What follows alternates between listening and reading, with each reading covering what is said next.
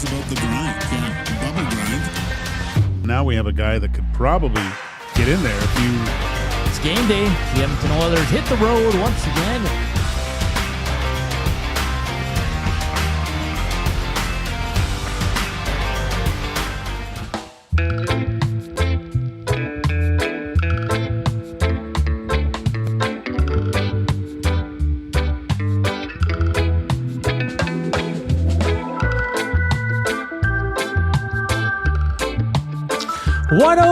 Happy game day, Nasties. How you doing out there Thursday afternoon? Joaquin Gage, Hernan Salas, Zach Kubich with you here on EST Afternoons on Edmonton Sports Talk, your clear choice for Edmonton Sports. We're live from the William Huff Studios here on the west side with the new sign out front, Gage. Now no one can miss us. Looks great. When I was leaving yesterday, the gentleman was putting up the sign. Exciting times here at EST headquarters. I saw it first. You saw it first? Why on the... I showed the car. Yeah. You texted the group. Got everyone excited. What's going on? Dusty tried a spring roll, which makes my heart happy. He actually liked it.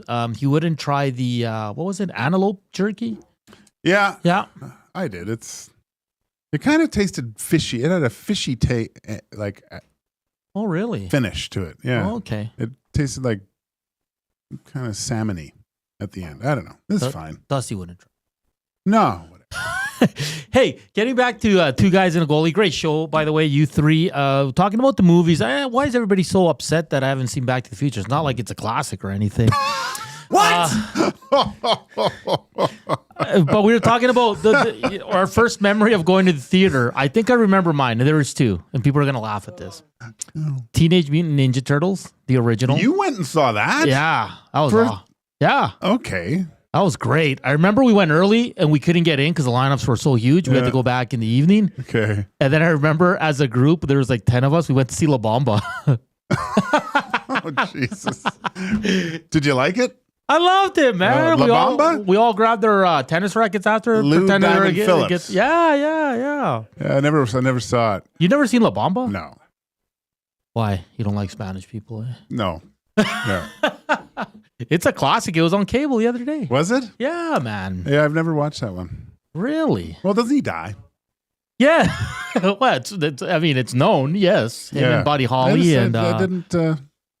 But it's a story of how he became famous and all the troubles with his brother and his lovely girlfriend, Donna. Yeah. He basically just has the Oilers winning song. Yeah. That's all. Become awesome. So, have you seen La Bamba out there, Nasties? Please let me know. If so, that's an old movie. It's a classic as well. It so is. That it's original Mutant Turtles, that's when they were in the suits and stuff. Like there was it's like with real humans. Yeah. Like it's not a cartoon. It's not it's the best one. I don't know. The last one's pretty good too, but it's more CGI'd. It was good because they had Casey Jones in it. Oh, I know. Shredder. And they had like that warehouse where all the bad kids were playing. Splinter. Yeah. They kidnapped him. It's funny because that came out and people were really upset about it because I collected comics at the time, and like I said, the Turtles were dark. Like it was they were dark themed in the graphic novels, and then it was kind of campy with the movie. There was two movies. They made two movies back then too, I think. But yeah, I didn't mind them. I like the new ones too. The next one, I think it's an animated feature though, but it's gonna be go back to its roots and be really dark. Well, like you can Google Teenage Mutant Ninja Turtles here, and there's so many. I think it's the Which one is it? Is it 1991? Yeah. Yeah, that's the one. That's the best one. The 1991. You haven't seen the other ones though. I have. They're not very good. Oh. I didn't enjoy them as much as this one. Now, that could be because I watched it first, and it's like, that's the original to me. That's the best one, right? So I'm a little...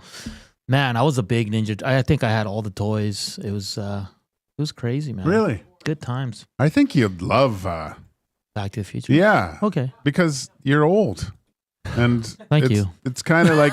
it'll remind you of what it was like back then, you know? It was everything was a little bit different.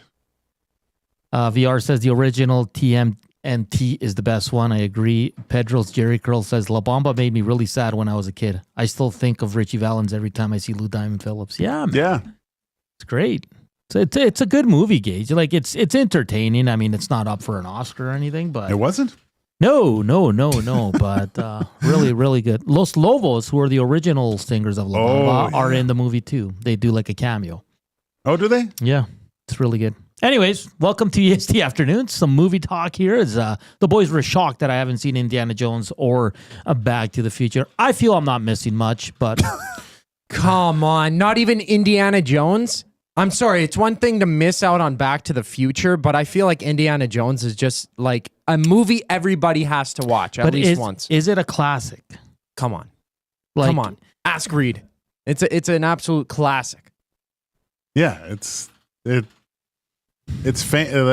when you can hear the score of a movie Yeah.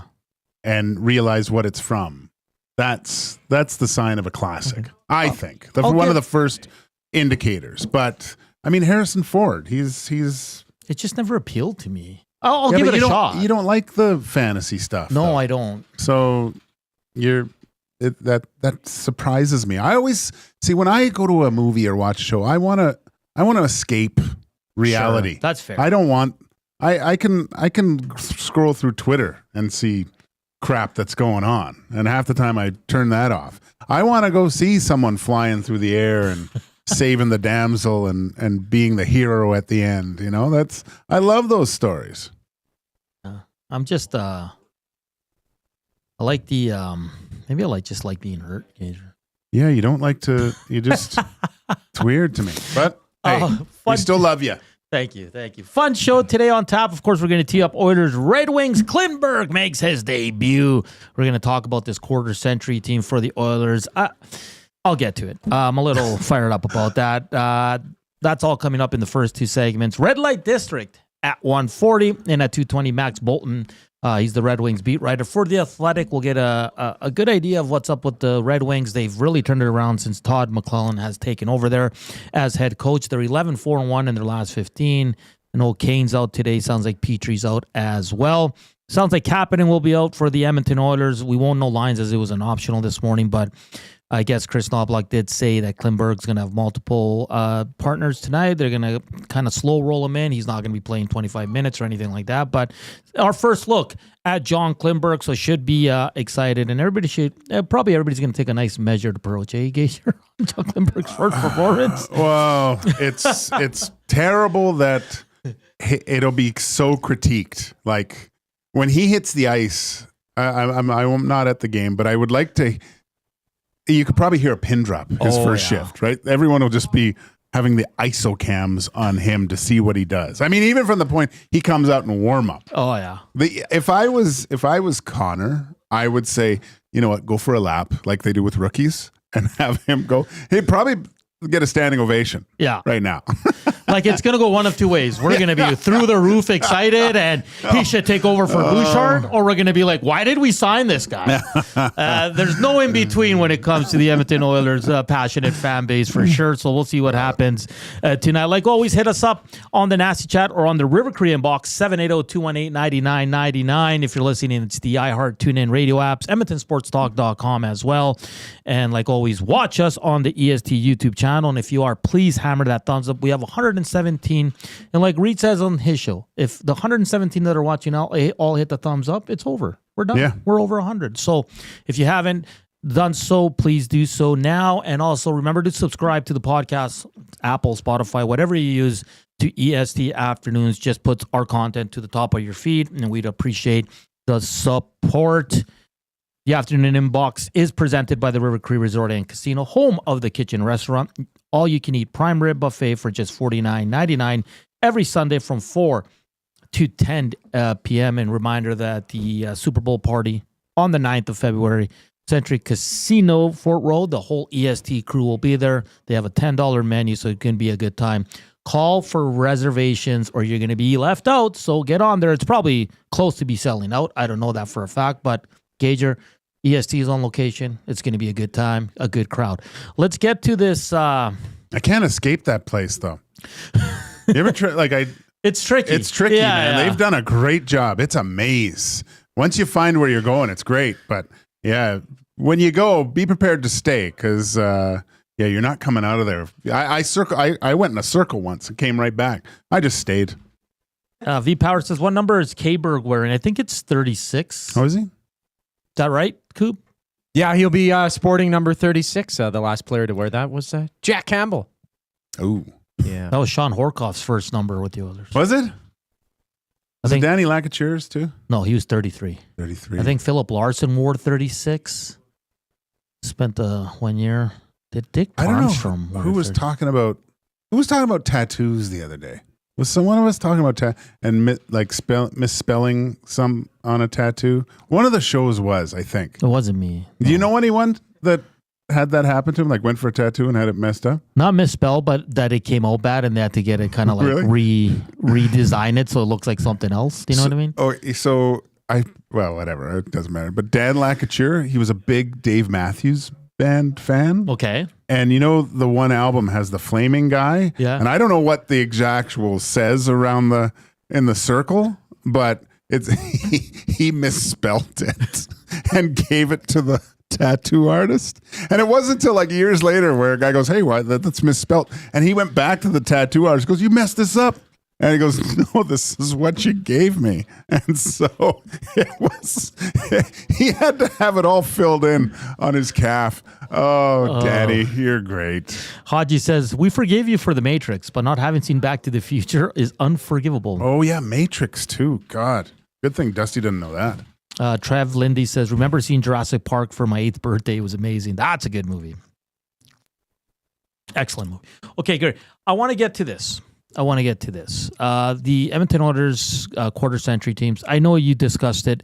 First team, McDavid, Draisaitl, Nuge, Bush, Nurse, Rolison. Second team, Hemsky, Horkoff, Smith, Ekholm, Smith, and Salo. And with all due respect, I think the selection of these teams, I think they went with just longevity. Who's been on the Oilers the longest? Now, McDavid, Draisaitl, no question about it.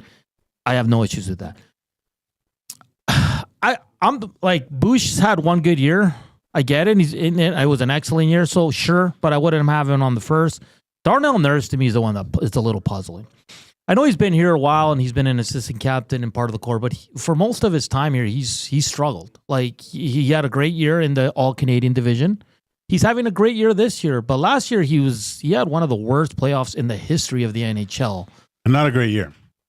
And not a great year. And the year before, he wasn't very good either. And there's just, when you think Darnell Nurse, you don't think he struggled for a large part of his career here in Edmonton. And yeah, a lot of it sure has to do with the team and maybe his defensive partners, whatever you want to blame. But I don't know about Nurse. Nuge, Gager. I understand he's been here a long time and he's loyal and the fan base loves him. I would not have him ahead of Hemsky or Smith. Oh, Hemsky or Smith. To me, Hemsky and Smith are better players. Yeah, but look, Nuge went through the decade of darkness, and if he wanted, this is why I'll give it to him, is because the first sign of trouble, I think. Well, I won't say the first sign, but those guys left. You know, the Nuge stuck it out with the team that drafted him, and what we were talking about, like. What made Michael Jordan so special is staying with the team that got so sure. And he's been, through that time when they were trying to build around really young players with Taylor Hall and Sam Gagner and trying to think of other ones, Nail Yakupov, and he was the guy that was consistently always, I thought, was the best player on being a 200-foot player. Sure. And so I understand what you're saying. Maybe, I don't know, skill-wise, he's better than Ryan Smith. Heart-wise, it's tough to say, but Smitty, because he was willing to do anything. Hemsky was one of the most talented hockey players, that really, and that's amazing to say, that the Oilers have ever seen. He was ridiculously talented, but it's funny when you think about it, it was inconsistent. I agree, but but look at those teams. Like Hemsky never had the players the Oilers do now to play with. He didn't. Like, in all the respect to Sean Horkoff and Ryan Smith and all the guys he played with, he never had a Leon or a Connor. No. Or I mean, I think he was here towards the end of Hemsky with Nuge and all that. But Gager, and I was surprised Dusty was going that he's surprised by Ekholm. Ekholm's only been here, it's going to be just over 2 years by the end of the season.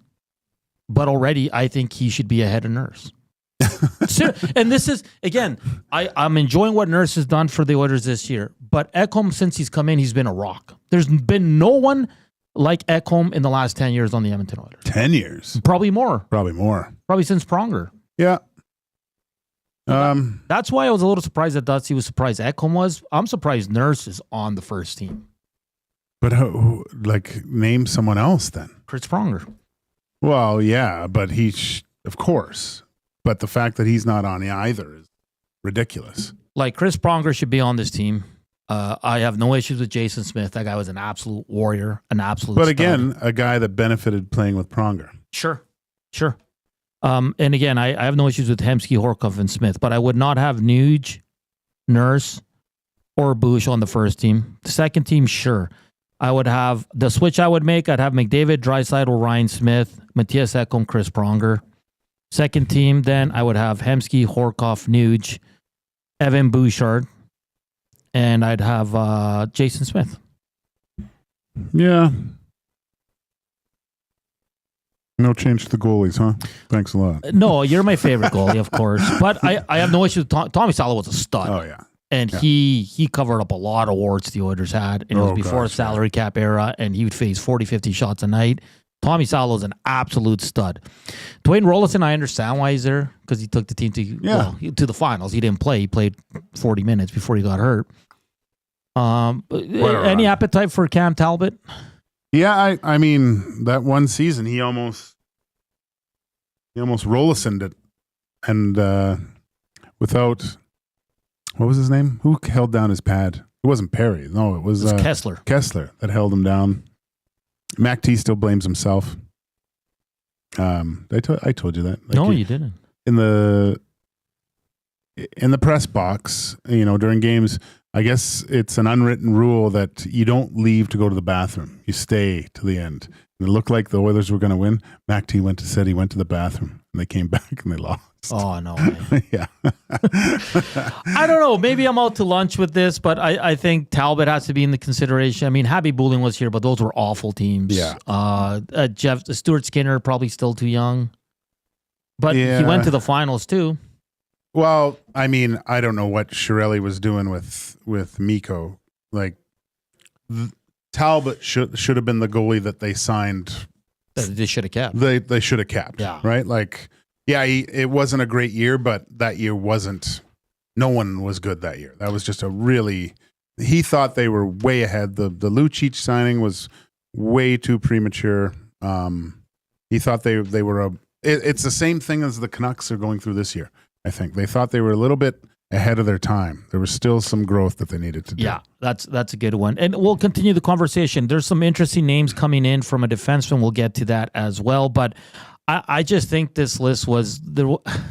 I'm not going to say it. I don't disrespect anyone, but I think this list is just more thought could have went into it. I mean, Chris Pronger, if you're old enough to remember, he was outstanding for the Edmonton Oilers. Dude, it was so funny to watch him with the puck behind the net because he's just a towering individual. But he would kind of survey it, and someone would maybe try to chase him. He was so good on it. Like, he was such a good skater too that I don't think he gets a lot. Well, he does get credit for it. But he would take one step and just blast a pass and smoke a guy right in the tape. Like, did you ever see him miss a pass? No. Like, it was just... He'd hit him off the boards. Yeah, like... and you could hear it, though. I remember, like, he'd pass the puck and you'd hear it hit the tape of someone else. Just bang! It's just amazing. And if he didn't make this list because of how things went down when he left, then what are we doing? Like, he should have been on this team. No, why do you... Like, from... The reason that he left is his wife didn't want to stay. Yeah, But I mean, it was like everybody took it the wrong way. Do you know what I mean? But I mean, he put himself in a position to command that, though. And the one thing about Chris Pronger is this wasn't a snap decision after they lost, too. Like, this was He knew this, and no one else did. He didn't tell anybody. There was no rumblings that he made sure that he wasn't a distraction to that team, and he had a singular focus to try to win. Yeah. And it's really too bad that they couldn't, because he would go down as even more of a legend if they were able to win a cup at that point. But the fact that he didn't allow that to be a distraction, I think, is one of the many other factors that he's one of the greatest defensemen ever to play in the NHL. All right, we got to get to a break, but we want to continue the conversation. For me, I think Nurse has been awesome this year. I don't want this to sound like I'm hating on Darnell Nurse, but I don't think he should be on either team. I think Chris Pronger needs to be in there. I also think Hemsky and Smith should be ahead of Nuge. And do you agree with the goalies, Dwayne Rollison and Tommy Salo? Do you have an appetite for Skinner or Talbot or someone else? Maybe Mike Smith had good numbers here too. So we'll continue the conversation. We'll continue to tee up the Red Wings and Oilers as John Klingberg makes his debut for the good old Oil, his first game since November 11th, 2023. Keep hammering that thumbs up, please, and thank you.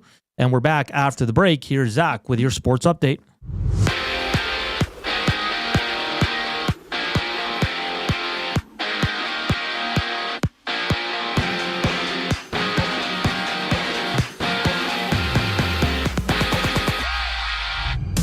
John Klingberg makes his Oilers debut while Kasperi Kapanen sits out due to illness when Edmonton takes on Detroit. And you can get set for the action right here on EST when we go live for the GCL Diesel Oil Stream pregame show with Tom Gazzola and Hernan Salas at 6.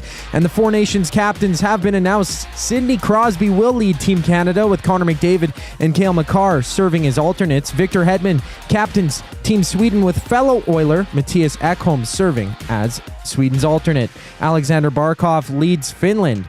And Austin Matthews sports the C for the Americans. Elsewhere, Miro Heiskanen will miss the Four Nations face-off as he's been listed as week-to-week today for the Stars as he suffered a knee-on-knee collision against Mark Stone of the Golden Knights on Tuesday. 9 other games dot the NHL slate, including the Jets against the Bruins, the Wild challenging the Canadiens in LA on the road in Tampa Bay. And on the court, the Magic face the Trailblazers. The Cavs tip off with the Hawks, and the Timberwolves battle the Jazz, having 5 games around the association. This sports update is brought to you by Windsor Plywood Leduc, locally owned and operated, serving Leduc and surrounding areas since '93. They sell doors, flooring, baseboards, and of course, they got plywood. Go see the knowledgeable staff today at Windsor Plywood Leduc. More Oilers talk here on EST Afternoons on the other side of the break. I'm Zachary Kubish for your sports update. Get your fix every single game with the GCL Diesel Oil Stream pregame and postgame shows with Tom Gazzola and Hernan Salas. Whether it's breaking down the starting lineup, predicting key matchups, or diving deep into the game's biggest moments, Tom and Hernan are here to give you the best insight and analysis in the city. After the final horn, get the breakdown of every key moment, performance, and player reactions. It's your one-stop shop for all things game day. Catch the GCL Diesel Oil Stream pregame and postgame shows with Tom Gazzola and Hernan Salas, only on Edmonton Sports Talk, your clear choice for Edmonton sports. You want the heavy hitters on your team, both on and off the ice.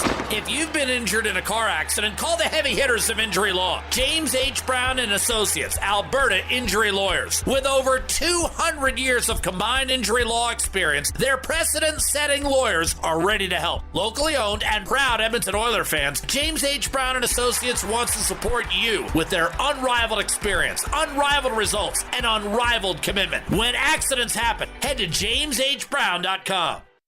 Since 1952, William Huff has been the heartbeat of Edmonton's advertising world. From humble beginnings to a citywide powerhouse, we've been the go-to for signage from print to design and installation. Partnering with Edmonton's top sports franchises and major events, we've helped shape the city's global reputation. Our secret? Unmatched customer service, decades of experience, and a passion for excellence we call the William Huff Advantage. Visit us online at williamhuff.com. Looking for quality building materials and friendly advice? Visit us at Windsor Plywood Leduc, family owned and locally run since 1993. From interior materials for doors, flooring, baseboards, and all the finishing touches to all you need for your outdoor projects like cedar lumber for decks and fences, plus all the plywood you'd need. Our full-time on-staff carpenter can help with anything odd-sized or custom, and from domestic hardwoods to exotic selections, we've got you covered. And if we don't have it, we'll track it down for you. Windsor Plywood Leduc. We're the experts you need to know.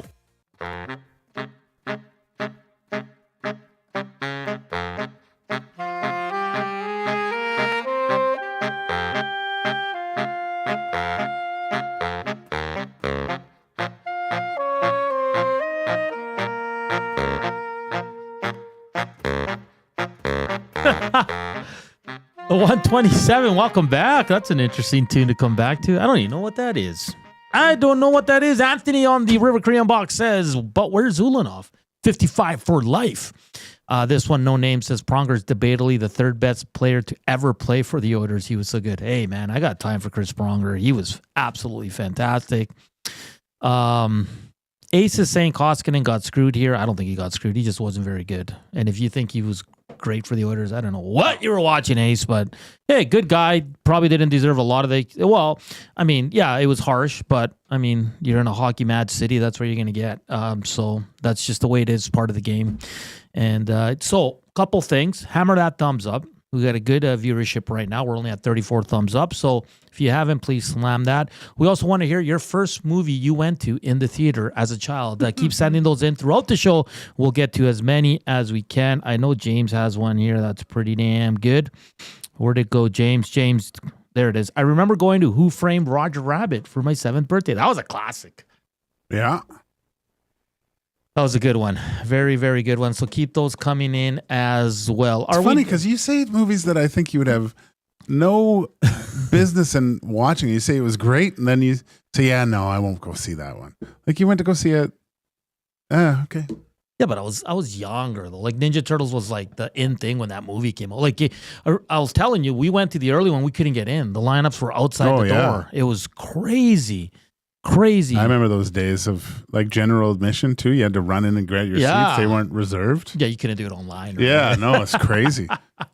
Jasmine says, oh, great. The one time Gager decides to come to an event. So we're talking about. What is she talking about? Like, Super Bowl. You know what? Press the live button. Are we done with this quarter century team, Gager? Are you good with the team? Yeah. Sheldon Surrey is a name that keeps popping up. What do you think of that? I mean, he was good, but it's so. What makes it difficult was there was no success for a long period of time, right? So, I mean, there were some good players, but it just the Oilers went through some rough patches where, it's weird because they did have good veterans, but I don't know, like the guys were young at that point, and I look back to when Connor was first drafted, so he had other just young guys to kind of look up to, and I think Hendricks was around, but he left. I think that was kind of a mistake. I really thought that Matt Hendricks would be pushed right into front office kind of role. I think he's more in line. I think he's with Minnesota still. I'm not sure, or he's still with But just having that solid veteran guy around the dressing room, I think, is really important, especially when all your talent is wrapped up in, 18 to 22-year-olds. It's you need that type of guidance, not just on the ice, but off the ice too. How to be a professional and things. And that was kind of the knock against them throughout those years. So the criteria for this, everybody who's watching and listening, is who played at least one game for the franchise since January 1st, 2000. And the 4 defensemen, Nurse, Bush, Ekholm, Smith. I would have Pronger there. Surrey's a good one. I mean, Jeff Petrie was a solid defenseman, but he was on terrible teams here. Struggled. Tom Poti? Steve Staios. Stevie Staios. Steady Steve, man. Steady Steve. So the one I don't agree with is Darnell. I think he's close. I think he's in that 6-7 spot since 2000, sure. But Ekholm, Smith, Bush, Pronger would be mine. Goalie, Rollis, and Salo. So you'd have Bush, hey? Second team. I wouldn't have him on the first team. He's had one good year. Well, I'm just saying, like, that's it. Would Klefbom even sniff in the conversation? That's a good one, Coop. Because that's a sneaky pick. He would have been great if he wasn't injured. I mean, he left because of injury, but he was a hell of a He was defenseman. on his way to be. I mean, you could almost, him and Larson, that completely changes the complexity of the Oilers' back end if those two stayed around, right? I thought Klefbom was a bit better than Nurse. Yeah, I think there was more offensive upside to Klefbom. Like he would have. I think if Klefbom's not injured, he's the main guy. He's quarterbacking the power play right now. Can you imagine him with Ekholm? Well, I mean, look, you wouldn't have Ekholm at that point. You wouldn't need him. Point, you'd have Larson and. I think Ekholm's better than Larson and Klefbom, but I get what you're saying. If you have Klefbom here, you probably don't need Ekholm because then he's playing your top minutes. It'd be like an Ekholm Jr. kind of is kind of how I envisioned him turning out to be. Do you think like go ahead, Coop. No, sorry. The forward group it's hard to argue for a lot of players, but do you think a Zach Hyman could overtake an Alish Hemsky spot in that second all-century team? No. If they win a cup, yeah.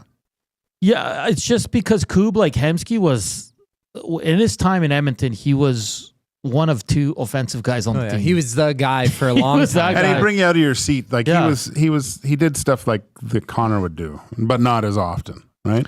He took a beating. Oh gosh.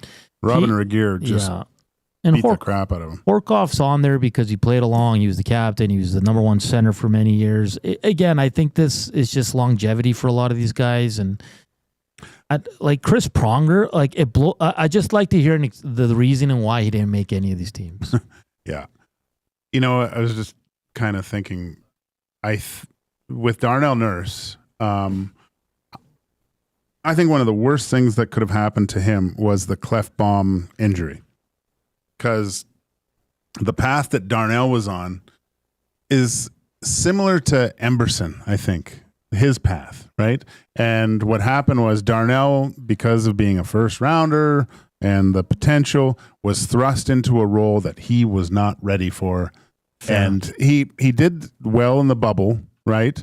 But it's still, it would have been really beneficial, I think, if he could have kind of played behind Larson and Klefbom for a period of time and found his game. And he just wasn't ready for that amount of ice time, I don't think. Yeah. And it showed. And it's not a knock on Darnell, but Darnell he's there. He's not a number one defenseman. He's probably 2, 3, sure, on a really good team, probably a 4. And look at this year. He's playing excellent. Without him right now, the Oilers probably don't turn it around in early November. He's been excellent, him and Ekholm, because Bush has struggled. And then Stetcher, he is what he is. He's limited. Emerson's really coming along nicely, and Kulak's an absolute stud as well. So, yeah, I agree with that. I think he was thrust into a position where he wasn't ready. Klefbom was capable of taking on those minutes. He was a little bit further along on his progression chart, so to speak, I think. Anyway. Yeah, it was great. But it's good debate. I mean, we're not always going to agree on these lists, Joaquin, because everybody has their own opinion. Everybody saw different players play in different eras, like for Koob and guys like Trev and B. Like, you know, they're a lot younger than we are, so their list would probably change compared to us. But I think Zach Hyman's a good one. I think he would be close because every year he's getting better, scored 50. He's an absolute stud on this team. So for me, yeah, he's definitely up there. We got a lot of movies coming in. Broccoli 420 says, my first movie was Lean on Me, or the original Batman. Remember Lean on Me with Morgan Freeman? Of course. That was Morgan Freeman. Yeah, he was the principal that came in to whip the school into shape. Lean on Me? Yeah. Oh, I'm thinking Stand By Me. Yeah, Lean on Me. Lean on Me. Morgan Freeman. Yeah, he was principal. This is a true story, right? It's Joe Clark. I can't remember. It's really good. Spency 5 cents, he says, my first theater movie was The Lion King. Jesus. That opening When they say he goes scared the crap out. Oh boy, Mike from Calgary says Star Wars and the Force has been with me ever since. Yeah. E.T. Ever see E.T.? Oh yeah. I remember going to see E.T. On Cambie in Vancouver. I think it was the old theater, and it was so packed that my mom had to sit in a different seat, like way over. Yeah. I was in a different section of the theater, and I was sitting beside two people, and that was the first movie I cried in. Really? Yeah. I was so sad when E.T. was spoiler alert. Yeah, got a little sick. The first movie I cried with was called The Champ. Oh, with Ricky Schroeder. Yeah. I remember I was watching with my sister and my cousin. All three of us were crying. We're like, why are you guys showing us this? We're kids. Jason and Leduc says He-Man or one of the OG Star Trek movies. Trevor and Airdrie says first movie in the theater, the original Superman. I remember that one. Christopher Reeve. Cole Harbor Joe says Beauty and the Beast. 40 years old and still love it. I remember meeting Margot Kidder at a friend's place. She was Lois Lane. Okay. Her family was from Vancouver. So I remember walking into a room, and the first time you see someone famous, and she was just like, what is this little kid doing? Because I think I just stared at her for like 5 minutes. I couldn't believe that Lois Lane was standing there. That's crazy. Coming up, your favorite segment of the week, it's the Red Light District with Joaquin Gage. Also, let's do this, guys. If we hit 100 thumbs up, I will bring in filet fish for tomorrow, and we'll try them on air. Because you guys have never had one, right? Yeah, no. Are you willing to try it? Well, yeah, I'll try it. Coop? But if it sucks, I'm not eating it. Are you good? I would try it right away. It's got to be hot and ready, though. Hot and ready. Well, Uber Eats it over for like 10-1, and then we'll take our first bite in the first segment. Okay. Only if we hit 100 thumbs up, though, Okay. because I think the filet-o-fish is a burger that's disrespected. I think people need to try it, and I think obviously it's fish, so people get a little, don't want to try it because it's seafood or whatever, and it's usually not it's not appealing when you hear a fish burger. But it is fantastic. And I'll stand by it, man. I don't care what anyone says. So 100 thumbs up, and we'll have some filet-o-fish burger on the show. Portions of this hour brought to you by the Canadian Brewhouse. NHL lives at the Canadian Brewhouse. Every Oilers game day, get $1 off tankards of Molson Canadian and Coors Light, as you can win game tickets and 2 tickets to a surf and turf dinner at the end of the season. Full details at thecanadianbrewhouse.com. Gage, next week, Brewhouse is bringing us a 40 ounce Is it steak. cooked? Yeah, and we're going to eat it. We're Jesus. right here, buddy. Really? Yeah. Oh my gosh. How will the filet of fish even match up close to that? Like, come on now. We'll see. I took my son to the 40 ouncer night. Yeah. Yeah. He destroyed it. So we'll see if we can finish it. So 100 thumbs up, filet-o-fish for everybody tomorrow here in studio in the William Huff studios here on the west side of the city. Up next, the Red Light District with our guy, Joaquin Gage. Here's Coop with your sports update.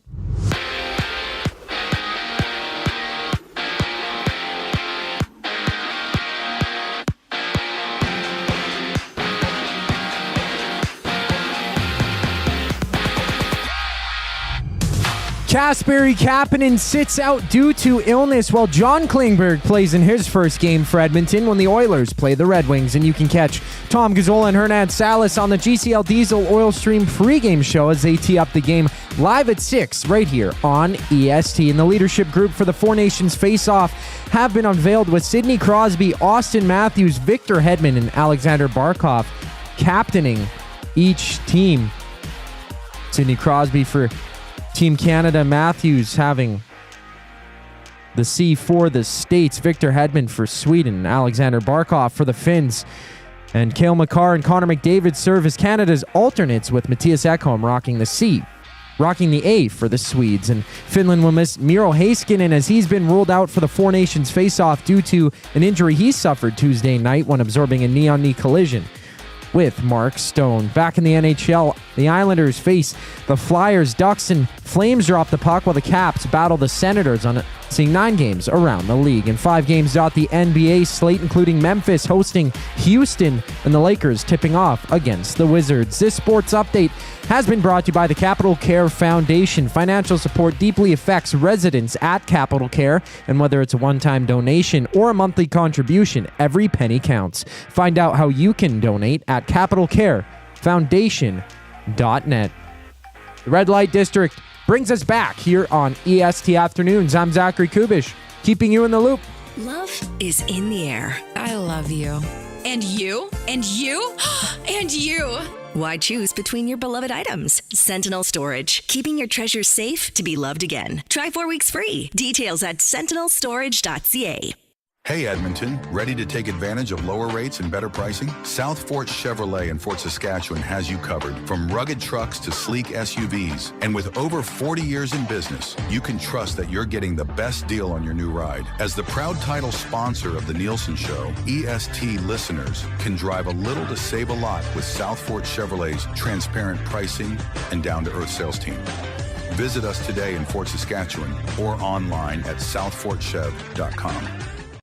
Your home for live music and great performances is the River Cree Resort and Casino. On the patio, there's a whiskey in the jar. March 14th, don't miss the Kings of Celtic. The legendary Irish Rovers play the venue at the River Cree. Hey boys, sing us a song. One of the old ones and we sing along. Get your tickets at rivercreeresort.com. River Cree Resort and Casino. Excitement, bet on it.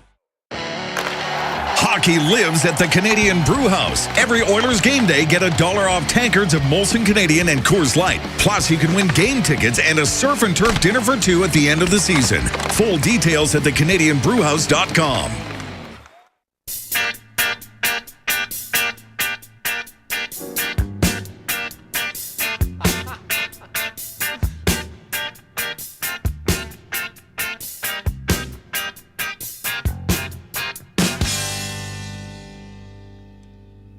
Joaquin.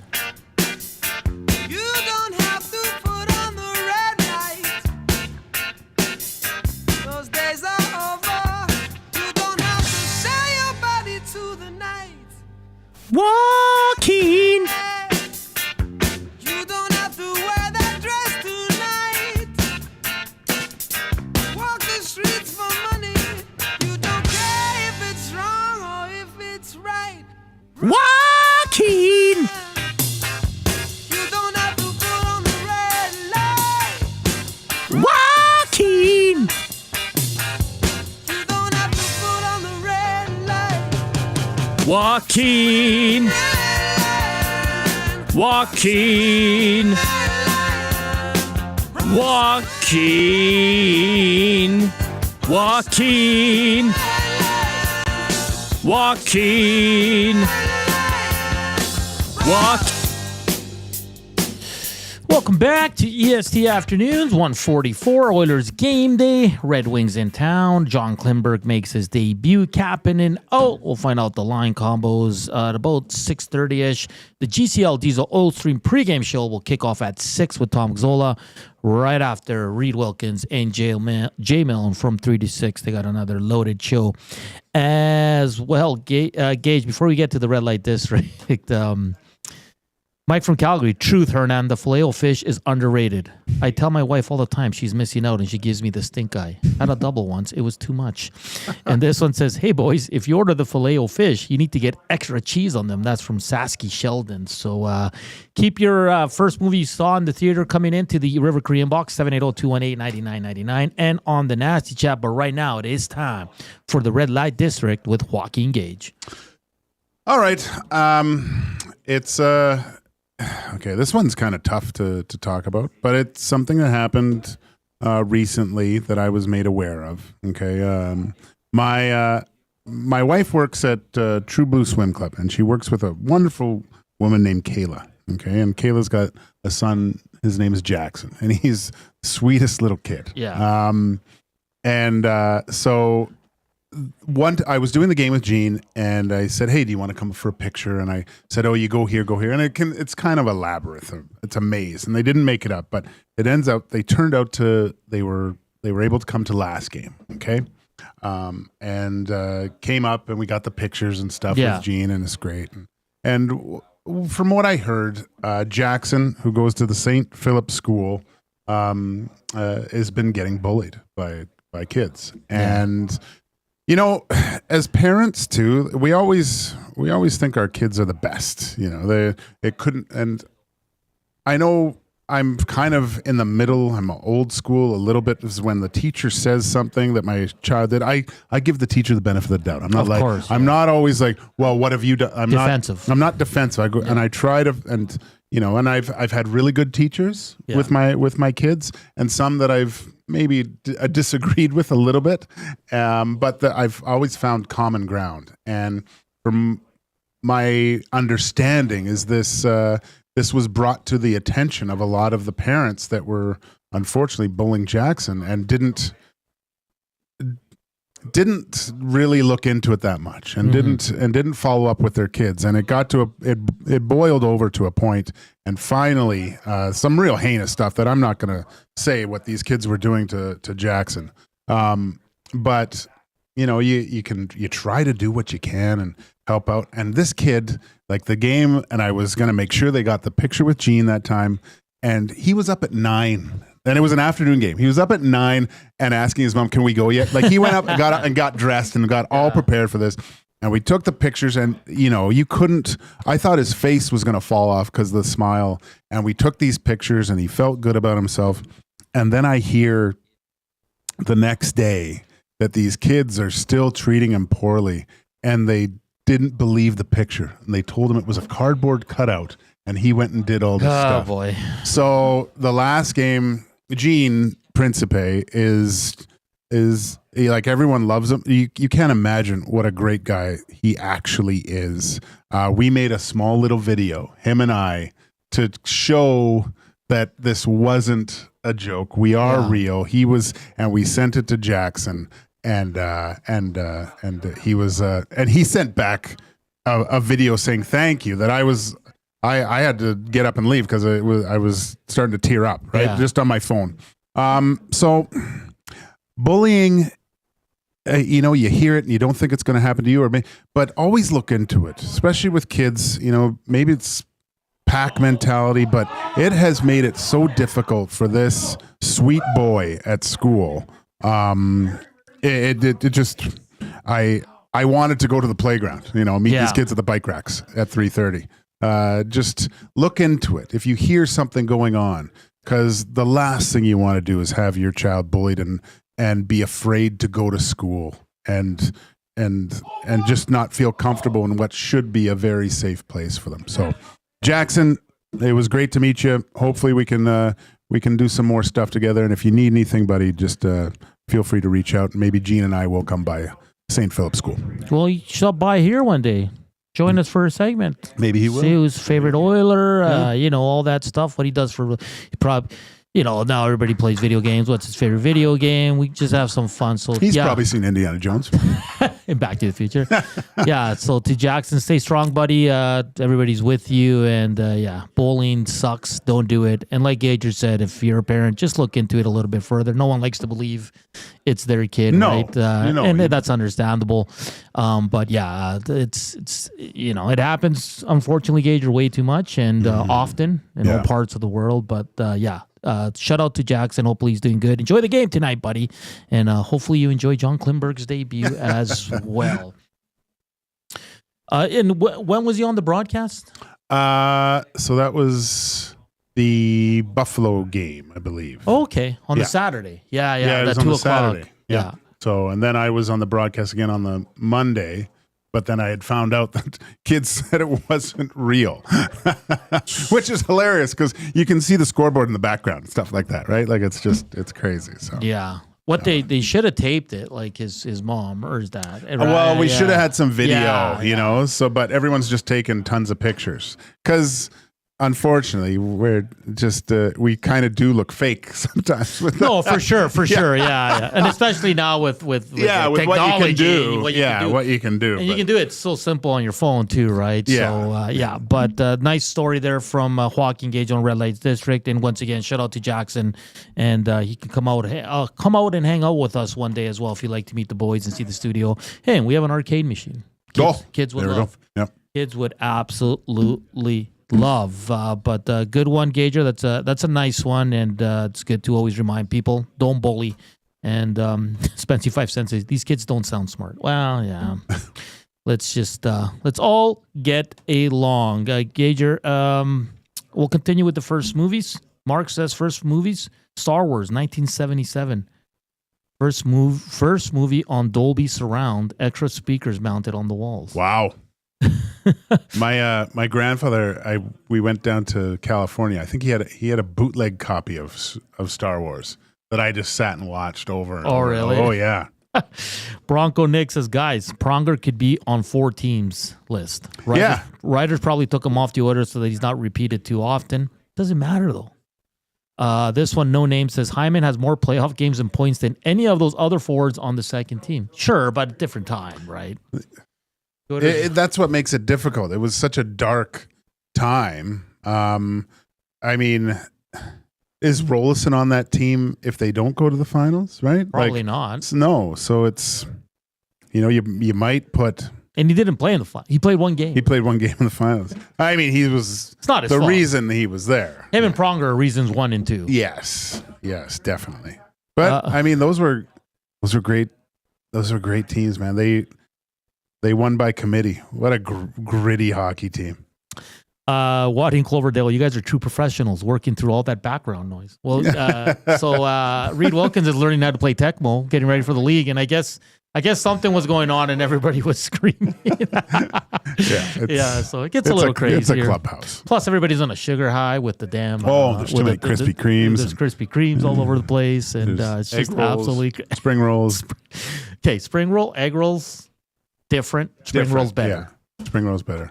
We need to get Dusty to try a salad roll. Oh boy, salad rolls are good. Oh, they're fantastic. Yeah. I love rice them. paper, rice. Yeah, well, you think cucumber. That's why I laugh when he criticizes me my movie choices, and I'm like, "What about you?"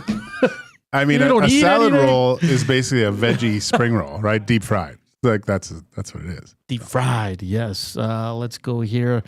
Let's see what else do we have here. There's more movies coming in, or did I read them all? Joe says the Filet-O-Fish is S tier item at McDonald's. Whatever. I guess no one wants to see the guys try a Filet-O-Fish because they only have 58 thumbs up. It's only gone up by like 12. There's been a whole segment.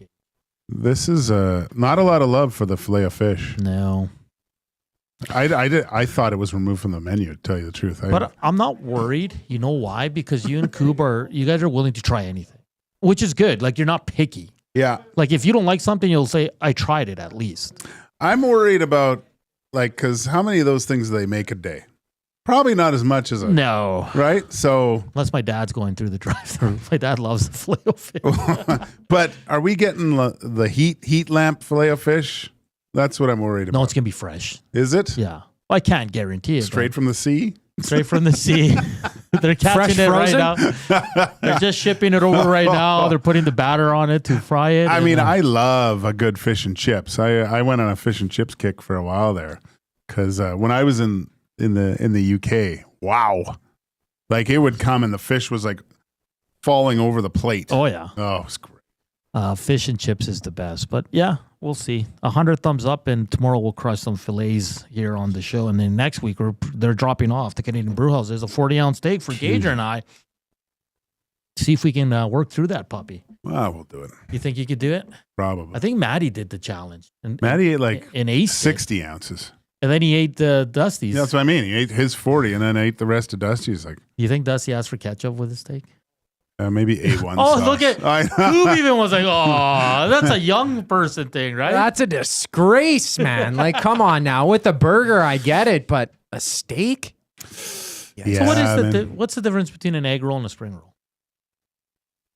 That's a good question. That's just the way they're... Yeah, just the way they're... Because one's like more of like a square, and the other one's just... I think so. Because We'll figure that out. Spency 5 cents, he says he loves both. Well, I got a quick Google search in. Egg rolls were created in the United States while spring rolls were invented in China. Oh, okay. So the same thing, just different locations. Different locations. Yeah, no, I don't know. That's a lot of meat, man. The 40 ounces? Yeah. Yeah. I'm excited though, man. It's huge, dude. So I took it home. Okay, so I think it's next Tuesday. So that day, guys, no breakfast, okay? Okay, let's keep I will fast for 24 hours. But that's before the but show. you know what? That sometimes doesn't work because then you're so hungry and you eat quick and then you get full faster. Yeah. Right. So maybe a nice light breakfast, boys. Coconut water? You'll crush a coconut Yeah, water. you should, so that thing passes through you a little easier. Might be bunged up for a few days after that. I haven't had a coconut water in a few weeks now. Oh yeah, not because of our conversation. Just I 'Cause I just put the haven't fear bought it gun. in. Well, it was so good the last time. You need real coconuts. Yeah. Oh, the one Coop got us. Mike, the Michigan fan says, I heard a rumor that the Filet-O-Fish has more chicken in it than actual. I'm not going to go there, my friend. I love McDonald's. I have no issues with it. No, it's fine, man. There's nothing like I find that if I go on a road trip though, I'll grab some McDonald's. Nothing like McDonald's in the car, right? And then your car smells like McDonald's for at least a day after that. But that's like when you grab a donair to take home. Oh. Coop, what's the first movie you saw in a theater? I'm trying to remember exactly. I remember watching Zoolander with my auntie and mom. That's one of the first memories I have of watching a movie, but I'd probably say something like Tupi and Binu or something like that when they came out with those movies. Like there was a lot of Tupi and films. Binu movie? I think so. Or That's maybe just it was a on- live that was- action. Nah, kind that of was thing. just on Treehouse. Come on. Yeah. I saw them in person. I met them, okay? Did you? Yeah. I mean, Zoolander's a hell of a choice for your first Oh time. gosh, yeah. I don't think I went to the movie theater a lot as like a young kid, but once I was like, I don't know, 12 or 13, I started getting into it a little bit more, and Zoolander was one of the first ones that popped out to me. My son loved movies. Like he would sit there the whole time, and then he'd have to pee. Yeah. But he didn't want to leave. Like I'd look over and all of a sudden he'd be standing up and like dancing and like I go, do you need to go to the bathroom? He goes, no. I go, let's go real quick. Yeah. You're not going to miss anything. Yeah, but my daughter hated movies. Like she was running up and down aisles and wanted to go outside and run around. She could never sit still. It's terrible. I love them now because you can recline. And Oh yeah, movie theaters are great, man. I love the assigned seating. I never like we said, that didn't exist when I was a kid, right? You had to get there early. Someone had to rush in, go grab the seat, reserve the seat next to you. The other person would go get their food or whatever and come and meet you there. Although the first time I actually, because my first time in Europe, my wife and I went to a first time in a movie in Scotland, and it was assigned seating, and we went and sat down. No one else in the theater, right? Yeah. This guy comes in, sits right beside me, and I'm just like, dude, really? So we had to move. Like I'm just like, there were the 3 people in this theater, and this guy comes and sits right next to me because that was his seat. oh, that's awkward. Oh yeah. I would have been like, bro, what's the, I'm trying to think the last time I went to the theater. I think we went to watch that movie. It was very serious, very sad. Oh, no way. It's about trafficking with You went to see that one? Jim Caviezel. Yeah. Yeah. You went to go see that? Yeah. Why? It's great. Like it's terribly sad, but it's like, and it's true story, Gabe. Is it? Yeah, it is. I think that's the last time we went to the theater. Ugh. I can't remember the name of that movie, man. Is Yeah. it Jim Caviezel? Yeah, no, Yeah, it's Freedom or something like that. Yes. You don't like watching No. No. It's hard. It's a hard watch. I'm not gonna lie, but it's if you're gonna have it's an excellent movie. Brings awareness and just I don't boy. need to watch that. What's the last movie? Because you like going to the superhero stuff. What's the last one you've seen? I think what did we see? It was either Dune 2 or no, it was Deadpool Wolverine with my daughter. Oh, nice. Yeah. Good movie. Unbelievable. The fact that it is not up for any awards is absolutely Ridiculous. VR says if you're going to get a fresh Filet-O-Fish, Friday is the day. See, he's on Sounds of Silence. That's what the movie's called. Yeah, for sure. All right, we got to get out here. Max Bultman will join us at 2:20. He's the Red Wings beat writer at The Athletic. We'll get a good idea of the Oilers' opponent tonight. We'll continue to talk some Oilers. Keep sending in your first movie you saw in a theater as a child, and we'll continue rolling on here on good old EST Afternoons on Edmonton Sports Talk. Like always, slam that thumbs up for Filet-O-Fish Fridays. We're at 69. We're only 31 away. So hammer the thumbs up. Let's get to over 100. We're back after the break here on EST Afternoons. Celebrating 70 years in the signage industry, William Huff Advertising is the most recognized name in the game. An in-house, one-stop shop for all of your design, print, and installation needs. William Huff provides quality graphic solutions for everyone. Here in our City of Champions and throughout the nation, they are the preferred signage partner entrusted by many of the biggest corporations, pro sports teams, and organizations to bring their identity to life. Recognize the name, get in the game. WilliamHuff.com. Looking for a winning strategy for your retirement? Contact me, Joaquin Gage at K4 Financial, where expertise meets dedication. I will always look for a careful approach to your retirement, ensuring your financial future is secure. From tailored strategies to clear, actionable advice, I'm here to guide you every step of the way. Don't leave your future to chance. Get in touch with me, Joaquin Gage, today at k4financial.ca or email joaquin.gage@k4financial.ca to start planning for a brighter future and a more secure retirement. Your home for live music and great performances is The River Cree Resort and Casino. On the patio, there's whiskey in the jar. March 14th, don't miss the Kings of Celtic. The legendary Irish Rovers play the venue at the River Cree. Hey, boys, sing us a song. One of the old ones and we sing along. Get your tickets at rivercreeresort.com. River Cree Resort and Casino. Excitement, bet on it.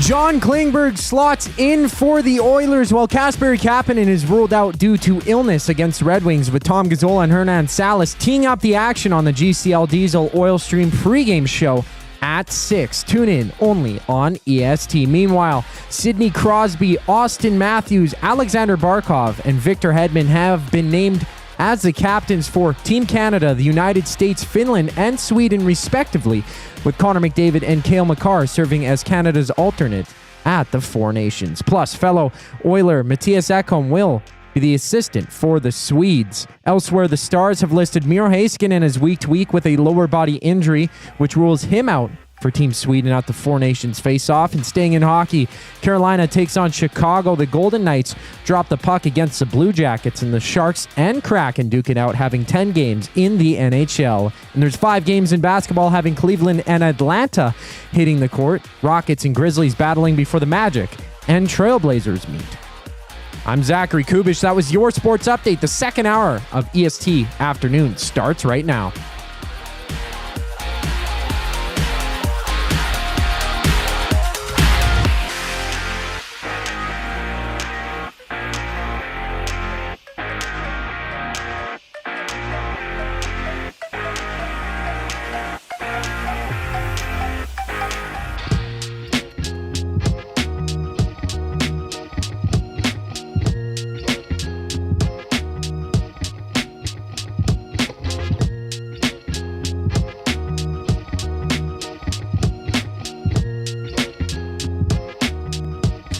It's 2:04. Welcome back. It's hour 2 here on EST Afternoons on Edmonton Sports Talk. We're live from the William Huff Studios. We got a nice sign out front now. We're just rolling along. We got some Krispy Kreme donuts in the house.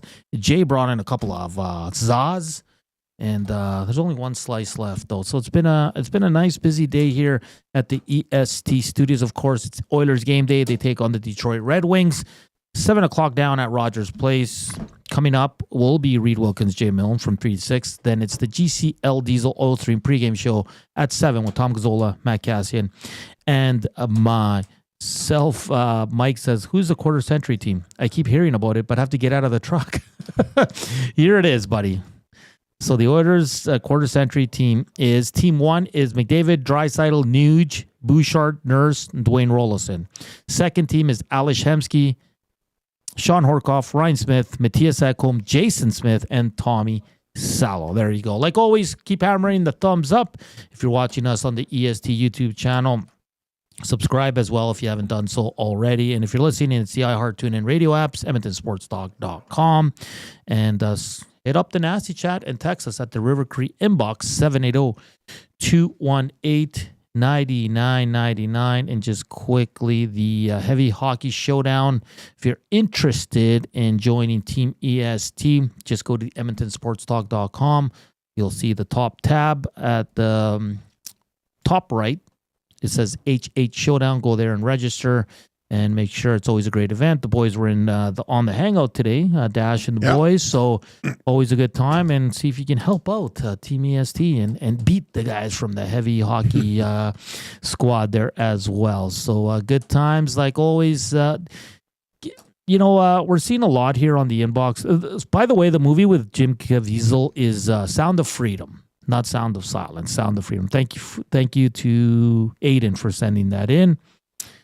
And then Bronco Nick says, mine was Deadpool and Wolverine, next Captain America with my daughter. That's his last movie. We're asking you your first movie you ever saw in the theater. Send those in throughout the show. We'll get to as many as we can. So John Klingberg's making his debut, Gage. It's his first game since November 11th, 2023. It's been a long time, but he says he feels like a kid again because his hips are finally, somewhat normal.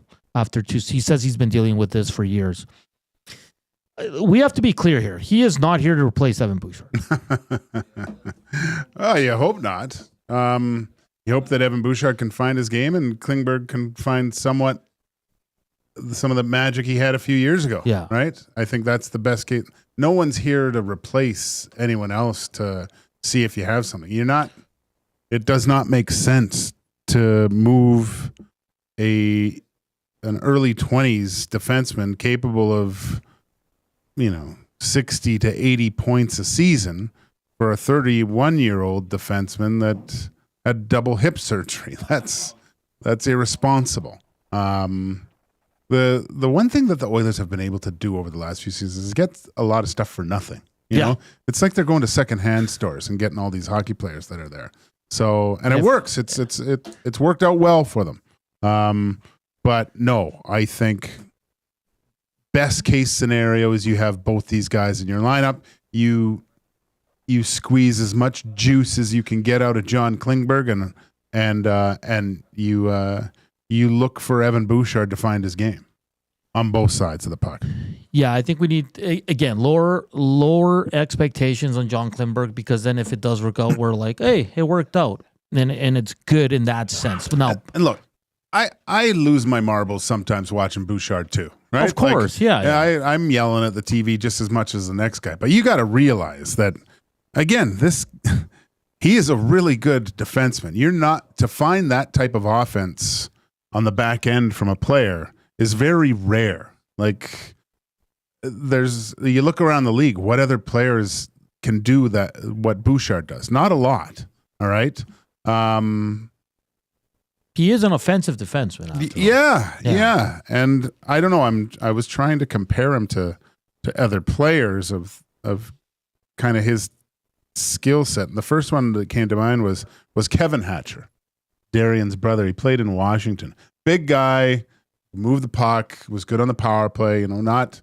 I don't think it wasn't like Darian is on the physicality side from what I remember.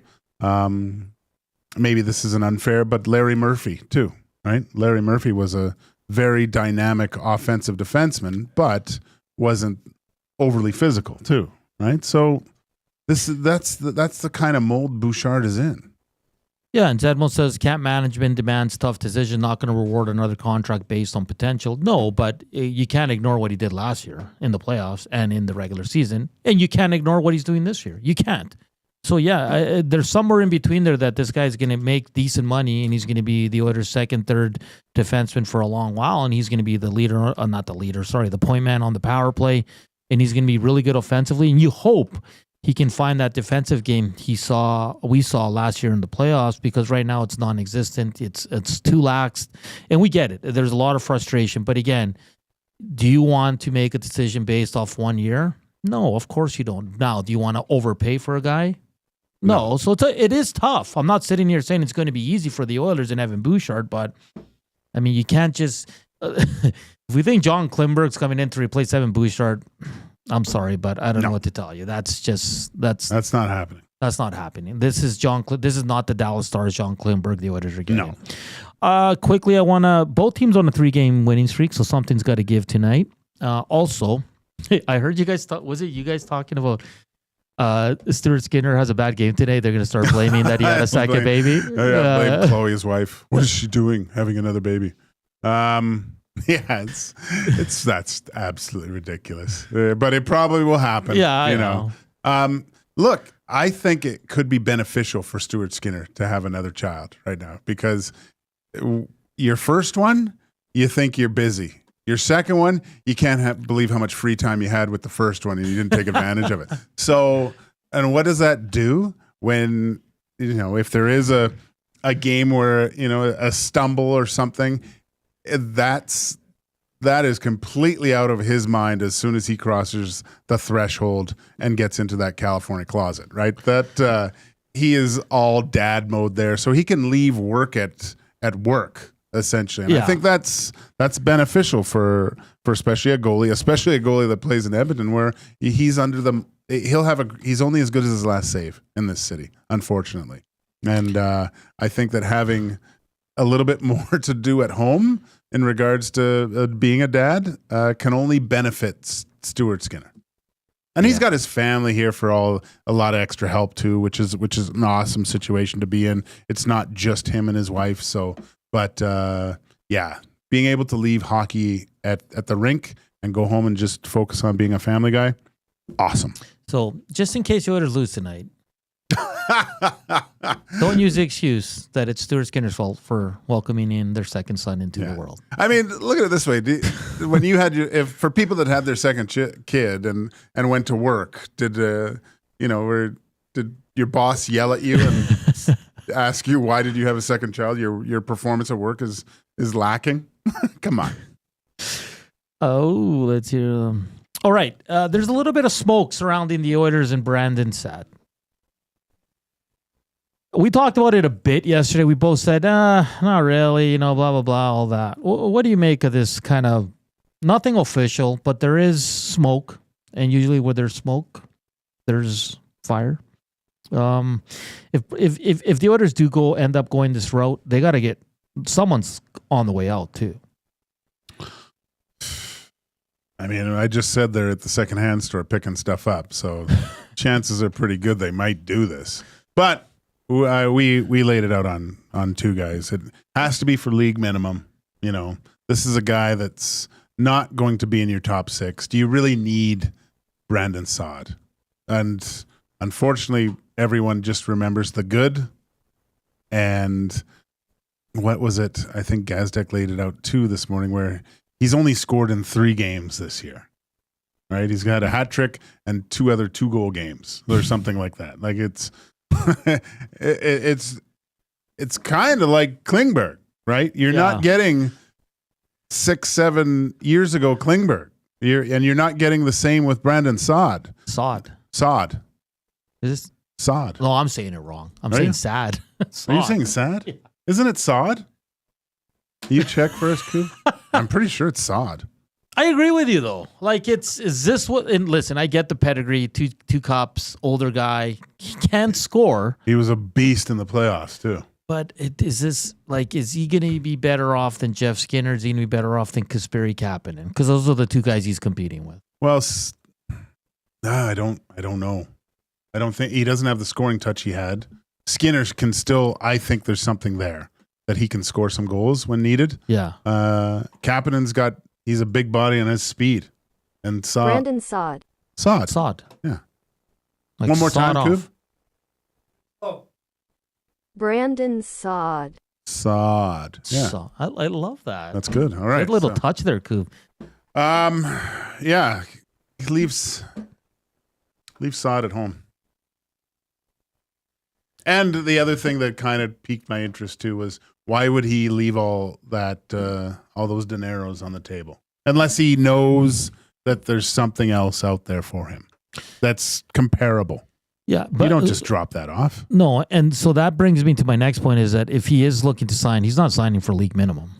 Yeah, not if he's not. Yeah, Yeah. that doesn't make any sense. No.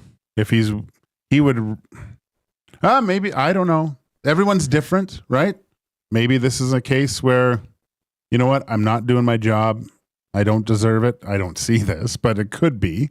And I'll null and void that bad boy. Bronco Nick says, I'm Saad. Max Bezuzu says, Oilers are signing him on Saturday, probably.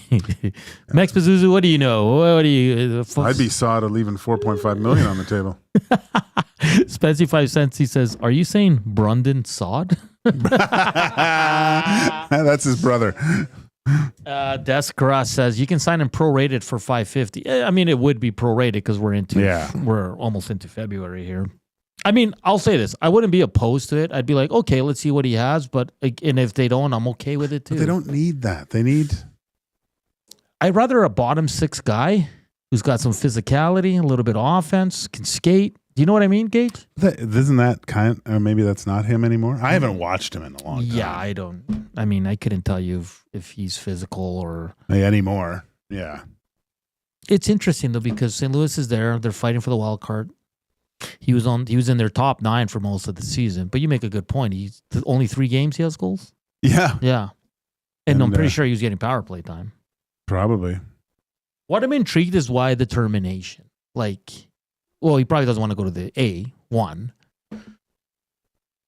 Yeah, but I mean, yeah, he's been in the NA. That's a tough pill to swallow to get sent to the minors here. Right? Especially there's a lot of guys that have been sent to the minors. 32-year-old. I think Derek Ryan made his debut yesterday. Did he? Yeah. I think he got an assist. Oh, good. Yeah, good for him. Mike says, why don't they sign him for the minimum and give him games played bonuses and more? Sure. It still counts against the cap. Yeah, it could still work. And so you don't. And yeah, you're only like Dexter says, you only sign him for this year. Yeah, of course. You're not. This is not a 2-year deal. No, and that, why would he do that if he left 4.5 on the table? Yeah, and for another year too. Another year. Yeah. Like, he could have just gone to the minors and played. You know. Some guys just don't want to, though. I guess. All right, up next, we're going to preview the Detroit Red Wings with Max Bultman. He's the Red Wings beat writer at The Athletic. Should be a fun conversation. We'll see what Toddy M has done there to turn that team around, and we'll check in on a fun, young, exciting team and looking for that last wild card spot in the East. The afternoon inbox is presented by the River Cree Resort and Casino, home of the Tap 25 restaurant, where the entire menu is 50% off 7 days a week from 2 to 5 p.m. Keep hammering that thumbs up for Filet-O-Fish Friday. We get to 100. We're going to have some Filet-O-Fishes here on EST Afternoons. We're back after the break. Detroit Red Wings preview here on EST Afternoons. Here's Coop with your sports update.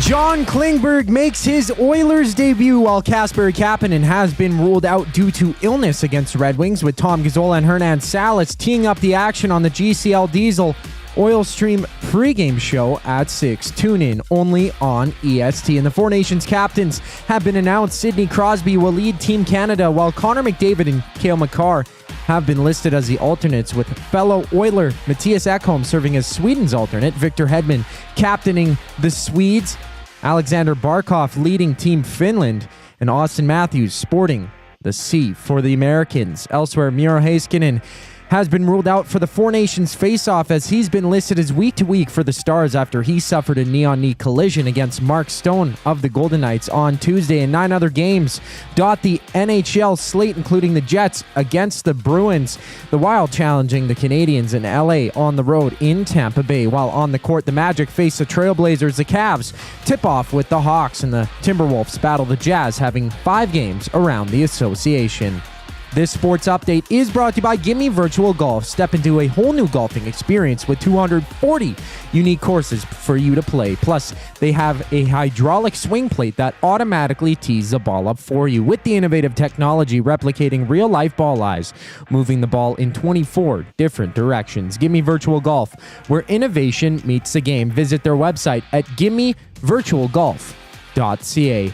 Max Bultman, Red Wings beat reporter of The Athletic, joins us on the other side of the break here on EST Afternoons. I'm Zachary Kubish.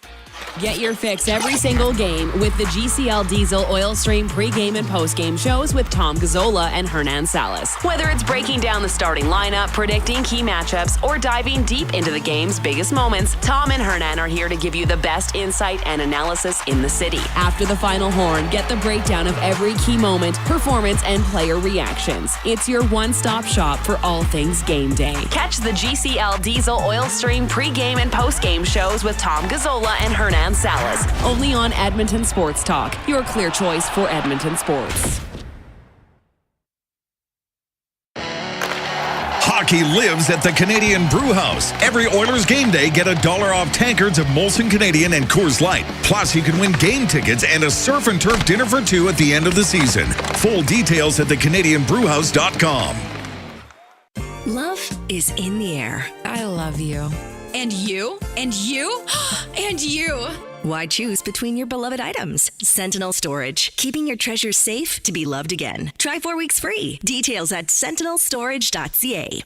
Hey Edmonton, ready to take advantage of lower rates and better pricing? South Fort Chevrolet in Fort Saskatchewan has you covered. From rugged trucks to sleek SUVs. And with over 40 years in business, you can trust that you're getting the best deal on your new ride. As the proud title sponsor of the Nielsen Show, EST listeners can drive a little to save a lot with South Fort Chevrolet's transparent pricing and down-to-earth sales team.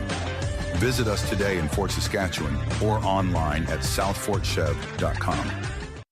Got some gently used furniture or home goods that need a new home? Find Edmonton is here to help. Every month we furnish over 100 homes to those transitioning out of homelessness, and we need your gently used furniture and home goods. Drop off at 5120 122nd Street or call for free local pickup. Just visit findedmonton.com to learn how your donations can help create a home for someone in need. Plus shop our thrift store, in-store or online, with proceeds benefit those moving out of homelessness through housing supports. Visit us at findedmonton.com. Find Edmonton, supporting our community one home at a time.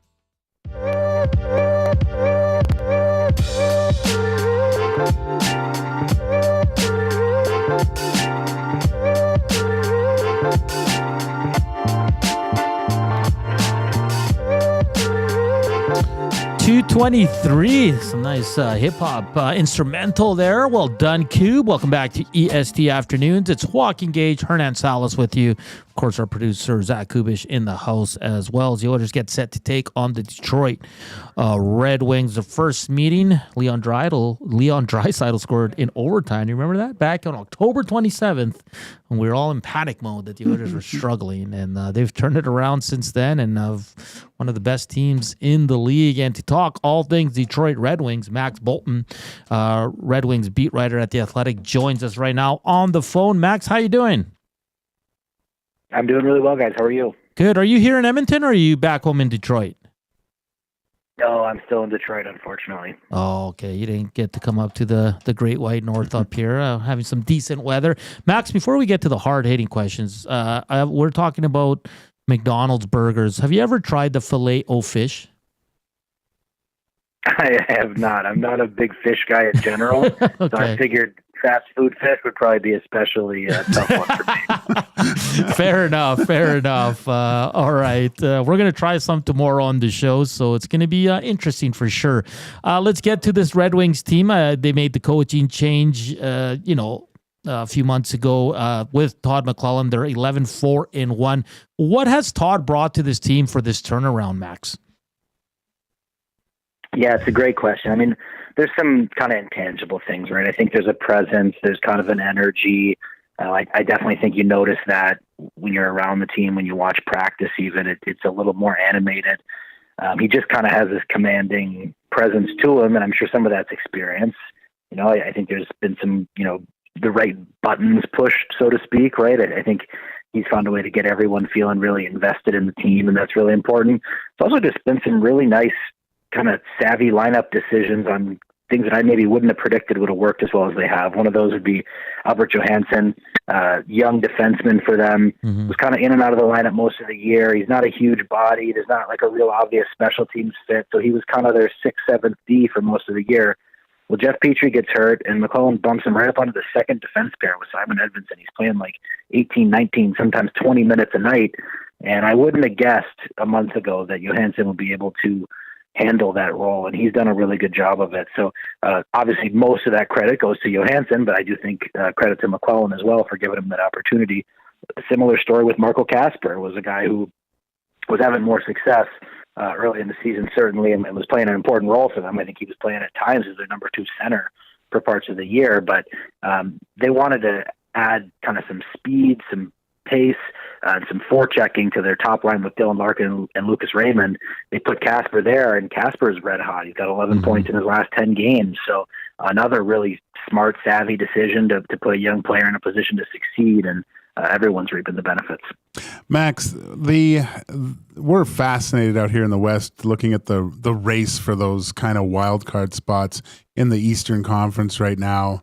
How much pressure is on Steve Yzerman to make the playoffs this year? And it just seems like this is coming down to it's going to come down to the wire here, where making decisions whether a team's a buyer or a seller is going to be quite difficult, especially in a case with the Red Wings, because I think there was a lot of optimism of possibly locking down one of those wild card spots this season. Yeah, honestly, I don't think it's that much pressure. I think, especially given where they were at a month ago, I think everyone knows that it's a long shot that they're going to make it. I think what matters is that they're in it, and as long as it looks like, they're headed in the right direction. Granted, last year I think it was a similar story, and I do think you're right. There were a lot of people expecting they would take that next step this year, but with the way it started, it just got off to such a bad. They were in a really bad place at Christmas. They were bottom 6 or 7 in the league, I believe. And even now, as good as they've been under McLellan, their playoff odds, depending on who you ask, are somewhere between 5 and 30%. So I don't think it's tremendous pressure on Steve Yzerman to make the playoffs, and I don't think they're going to be desperate at the deadline trying to get there. But I think as they approach it, it's really about, it needs to happen soon, right? I think there's not like a hot seat conversation happening tied to this, but I think the fans are ready for playoffs. I think the team is showing that they're pretty close to ready for playoffs. And so, honestly, if anything at the deadline, I think you could see him stand pat, or you could see him kind of look ahead to next year and go, okay, who's somebody that's available that, we can integrate into the lineup and that can help us going forward. That, if anything, I think would be what you could see, or just setting themselves up for the future more so. Max Bultman, the Red Wings beat writer at The Athletic, joining us here on EST Afternoons. Interesting when it comes to the special teams of the Red Wings. Power play is ranked top 4 right now, 27.8%. But then you flip it over to the PK, and they're 69.6, bottom half.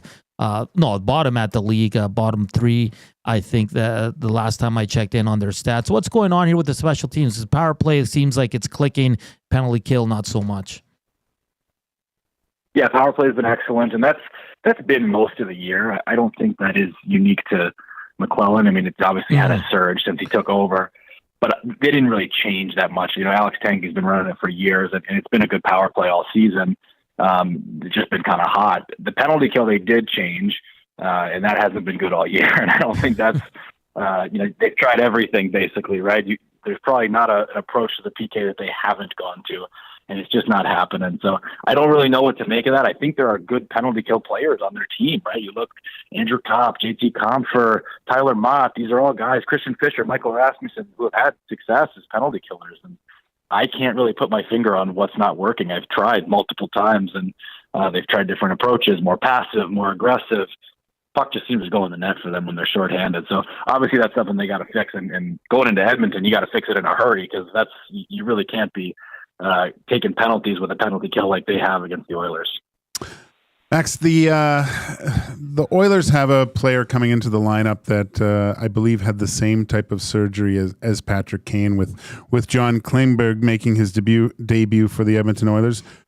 looking back at Patrick Kane when he first came back after the hip surgery, was there could you see a noticeable difference, or did it take him a little bit more time to get up to speed? Because Klingberg says how it was he was in a lot of pain and just couldn't even start the season last year. How long did it kind of look like Patrick Kane to get back up to speed, or is there a noticeable difference still with his mobility? Well, in terms of the mobility, yeah, how much of that is age, how much of that is the surgery, I don't know, but he's not flying around too much. There are nights where it's like, okay, he's going tonight, but I think you could notice a drop off there. But again, I don't know how much of that's being 35 versus how much of that's the hip. I'm sure it's both. I think Patrick Kane, maybe 15, 20 games into his run with the Red Wings last year, looked pretty darn impactful. He was pretty close to a point-per-game player for them last season. But his role is very different from John Klingberg's, right? Patrick Kane can accumulate points, on the perimeter, finding seams on the power play, just being savvy and going to the net at the right time. It's a different game for him than it would be for someone like Klingberg. So I think Kane's been pretty good. How close is he to his prime? Again, he's 35, but I think he's been an impactful top six player for them, and maybe most of his utility comes on the power play, but he's still able to score at even strengths at a reasonable rate as well.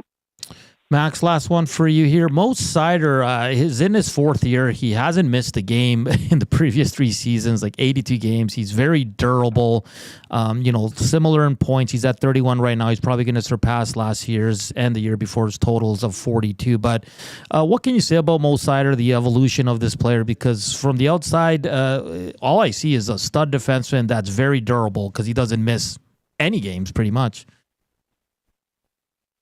Yeah, and that he is that for sure. He's a stud defenseman. He plays a ton of minutes. He does everything for them. He runs their first power play. He's probably their most physical player. He's their best defensive player. You're going to the extent that Detroit's able to make it happen without the last change, I imagine they're going to do everything they can to get him out there against McDavid tonight. I'm sure he's the guy that they're going to trust the most in those minutes, right? He's Mr. Everything for them. He can throw the big hit. He can score a goal. He can set up plays. I mean, he's a complete defenseman, and I don't know exactly where he ranks on the NHL's defenseman hierarchy right now.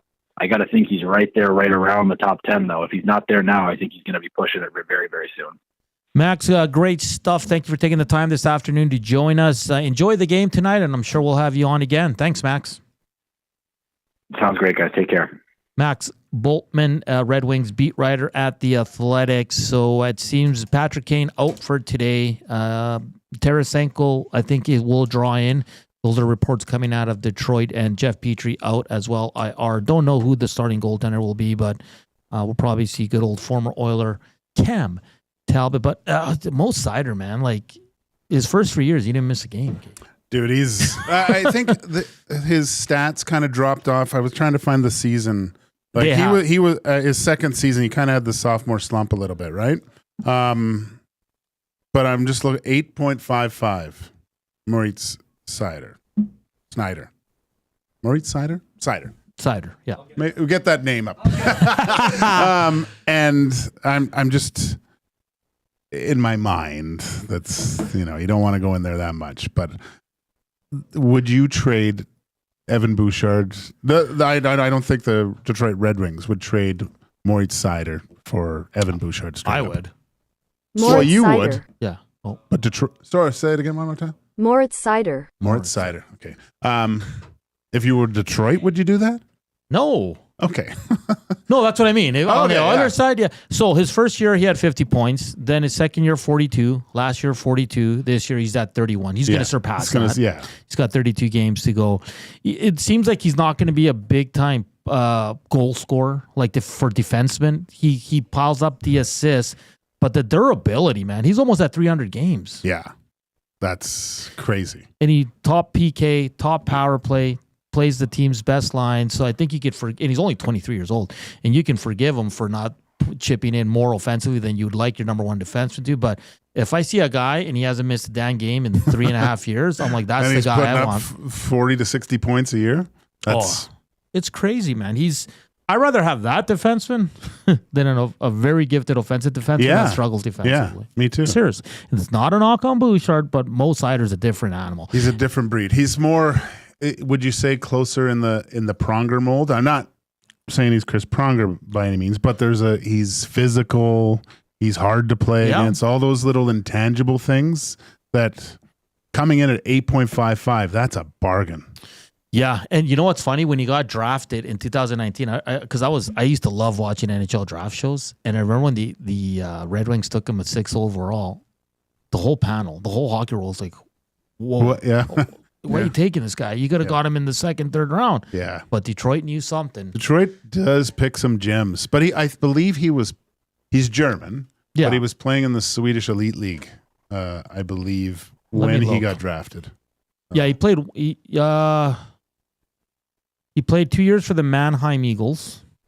I don't know where. In the German League. Yeah. Then spent 1 season with the Grand Rapids Griffins, and then went to Sweden.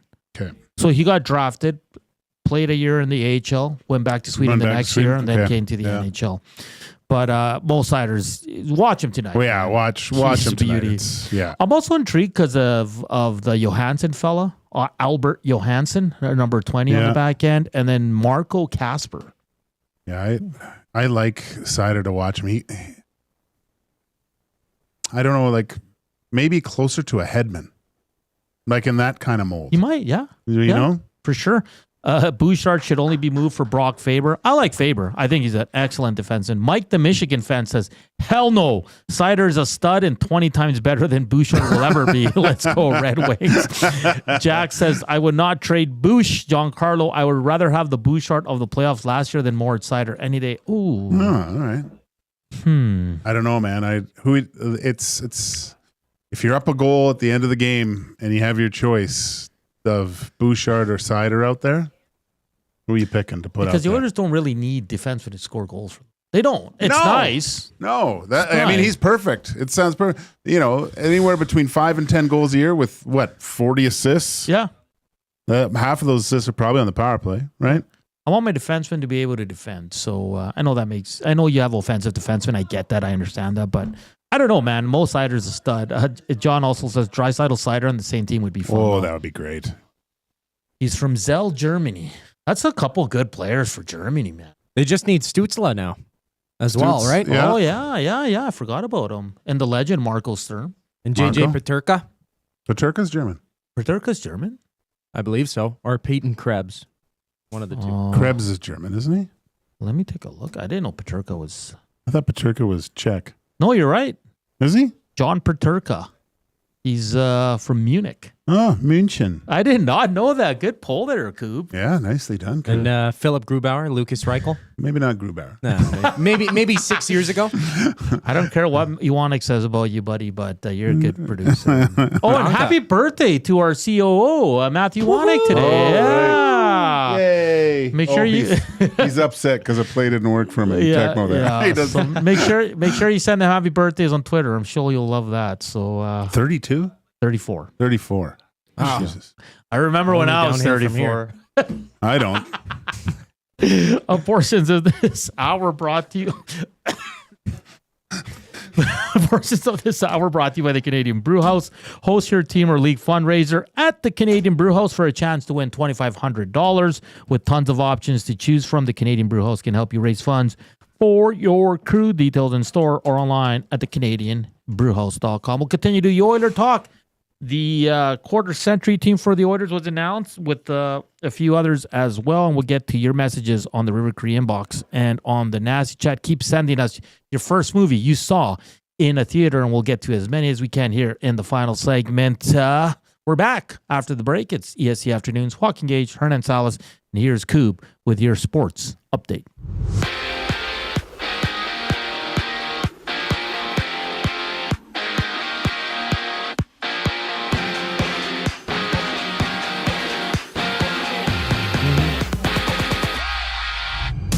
Kasperi Kapanen sits out with illness for the Oilers while John Klingberg suits up in his first game in Edmonton when the Oilers play the Red Wings. And you can catch Tom Gazzola and Hernan Salas on the GCL Diesel Oil Stream pregame show as they go live at 6 right here on EST. And the Four Nations face-off leadership groups have been unveiled with Sidney Crosby, Austin Matthews, Victor Hedman, and Alexander Barkov captaining Team Canada, the United States, Sweden, and Finland, respectively. And Cale Makar and Connor McDavid will serve as the alternates for the red and white, while Mattias Ekholm rocks the A for Team Sweden. And Finland will miss out on Miro Heiskanen as he's been ruled out for the Four Nations face-off due to an injury he suffered Tuesday night when absorbing a knee-on-knee hit with Mark Stone.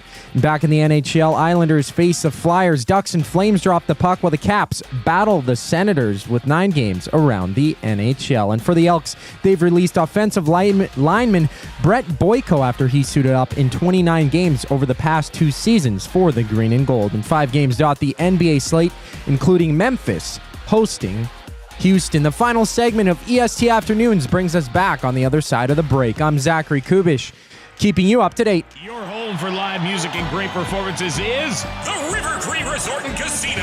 On the patio, there's whiskey in the jar. March 14th, don't miss the Kings of Celtic. The legendary Irish Rovers play the venue at the River Cree. Hey boys, sing us a song. One of the old ones and we sing along. Get your tickets at rivercreeresort.com. River Cree Resort and Casino. Excitement, bet on it. Celebrating 70 years in the signage industry, William Huff Advertising is the most recognized name in the game. An in-house, one-stop shop for all of your design, print, and installation needs. William Huff provides quality graphic solutions for everyone.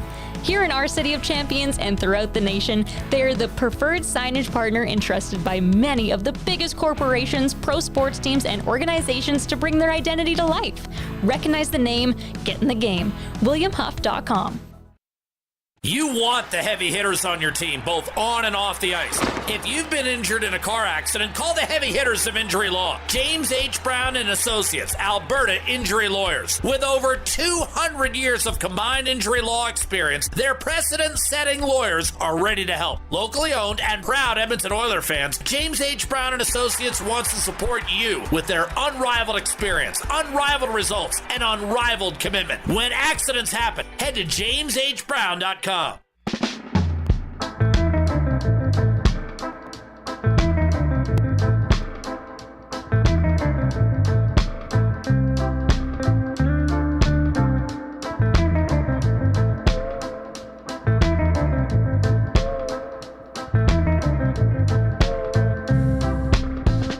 2:43, last segment here on Edmonton Sports Talk EST Afternoons.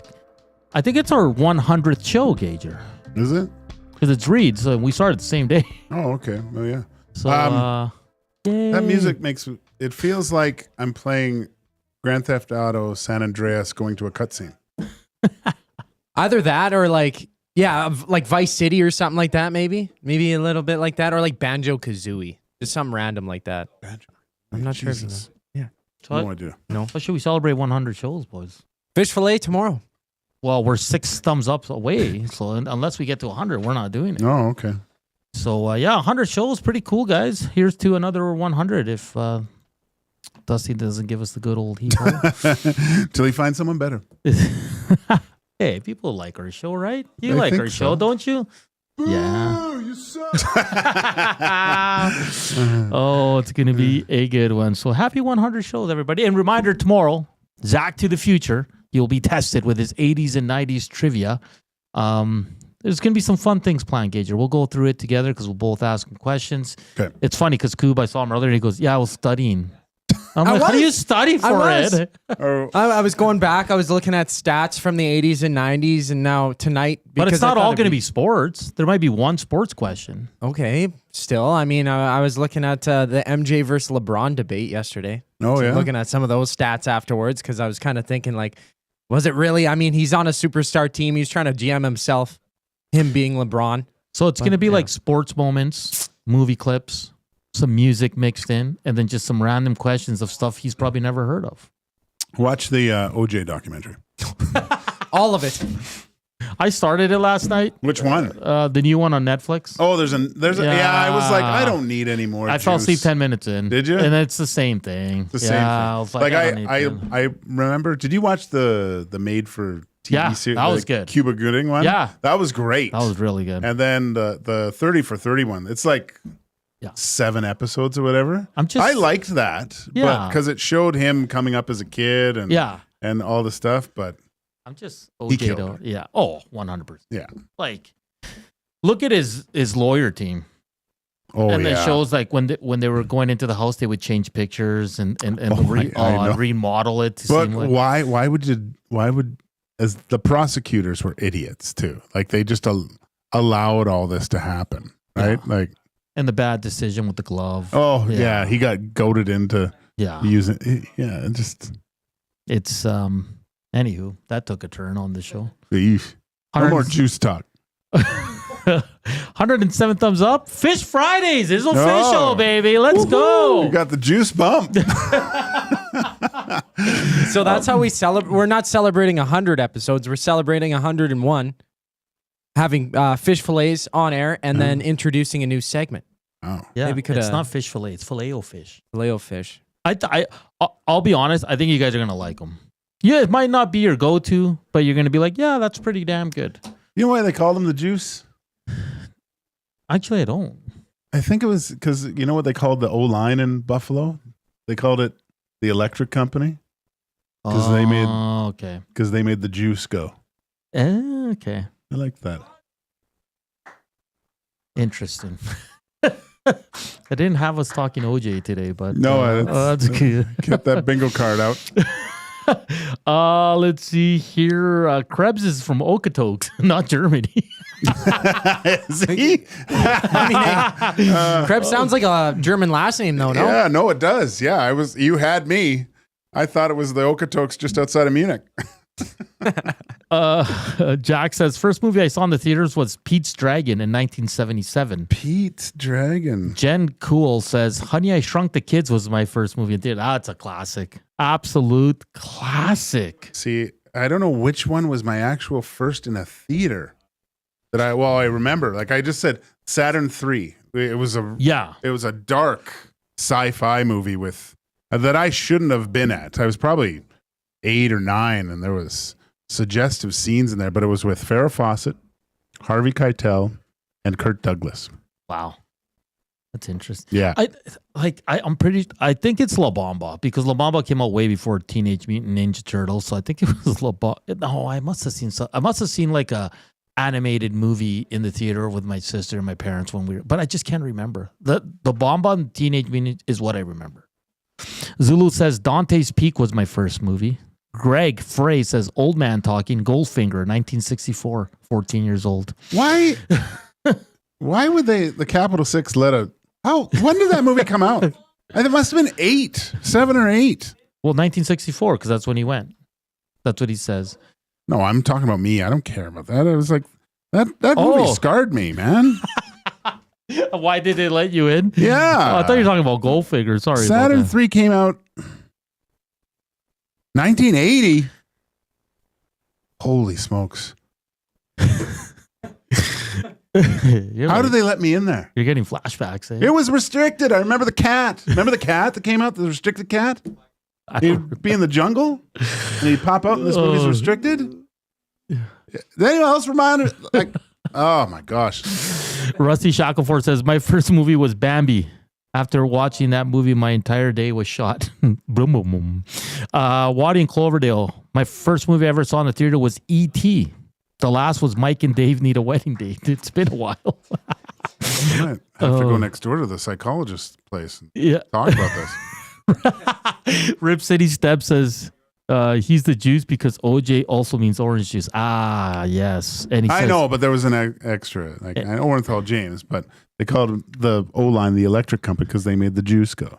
And he says, Hernan, I respect you and the Filet-O-Fish. See? I just started the show from Neil with an A. Haven't seen Back to the Future. Come on, guys. Make it a weekend. Let's see here.